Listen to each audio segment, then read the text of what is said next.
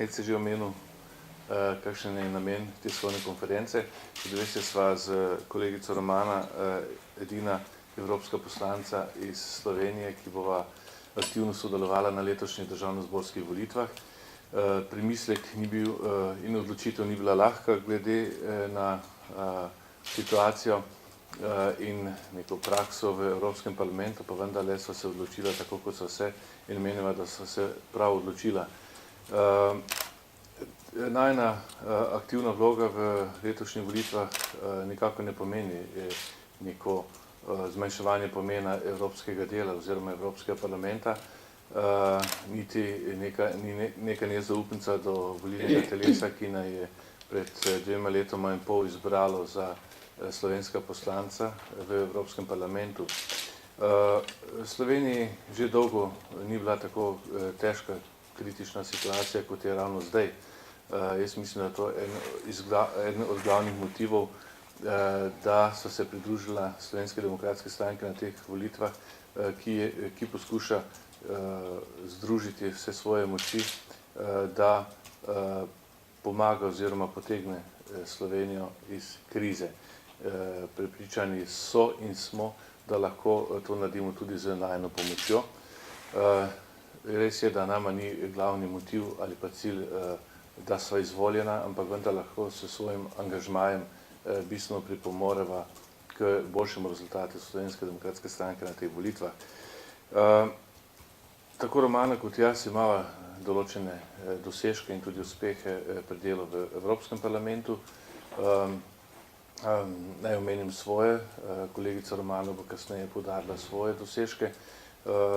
Kot vodja nacionalne delegacije sem skrbel, da je Slovenska demokratska stranka bila aktivno soudeležena v nekem političnem gremiju v Evropskem parlamentu, ki je povezan z predsedstvom in pa z vodji nacionalnih delegacij, ki nekako določata ali pa usmerjata politiko Evropske ljudske stranke v Evropskem parlamentu.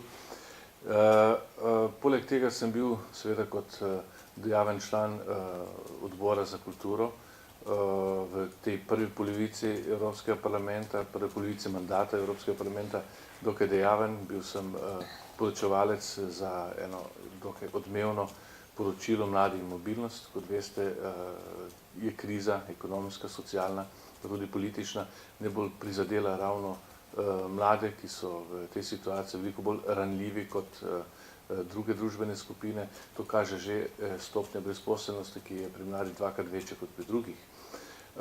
No, poleg tega dokaj odmevnega poročila sem običajno zastopam Evropsko ljudsko stranko tudi pri nekaterih drugih dosjejih kot poročevalec v senci. Zadnje tako poročilo je o bolonjski reformi. Dejstvo je, da je Evropska unija v tem desetletju pred velikim izzivom in temu se reče ravno nadaljevanje bolonjske reforme v njenem drugem desetletju razvoja. Evropske univerze bodo morale v tem desetletju ujeti stik z najboljšimi univerzami v Evropi in mislim v svetu, če ne Evropska unija ostane še naprej konkurenčna, zlasti moramo zmanjšati velik prepad med univerzitetno produkcijo in pa potrebami trga dela. Seveda se najino delo, mislim moje delo nadaljevalo tudi v odboru za kmetijstvo. Tukaj sem bil kot nadomestni član in sem poskušal ves pripravljalno obdobje na novo skupno evropsko kmetijsko politiko, ki bo začela živeti s 1.1.2014, prenesti tudi v slovensko domov.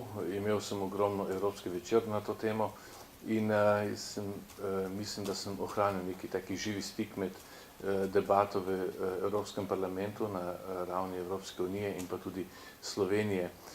Še posebej sem vesel, da sem bil nekakšen pokrovitelj evropskih mladih kmetovalcev, ki so v Evropskem parlamentu organizirali pod mojim vodstvom, patronstvom tudi razne konference.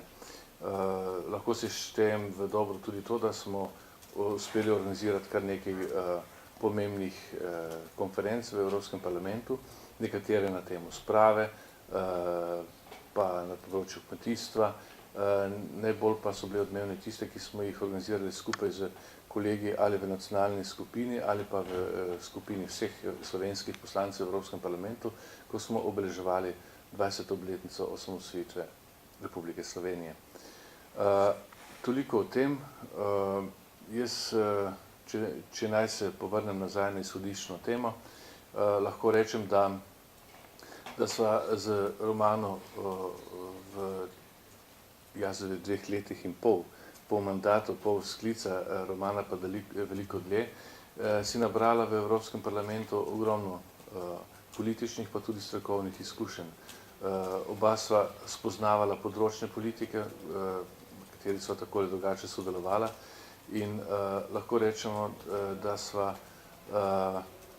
stopava na slovensko politično sceno na teh volitvah veliko bolj pripravljena kot kadarkoli prej.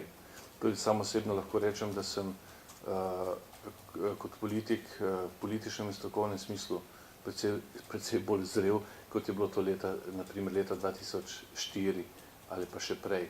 Tako da izkušnje v Evropskem parlamentu lahko veliko pripomorejo tudi k dvigu kvalitete na nacionalnem političnem prizorišču.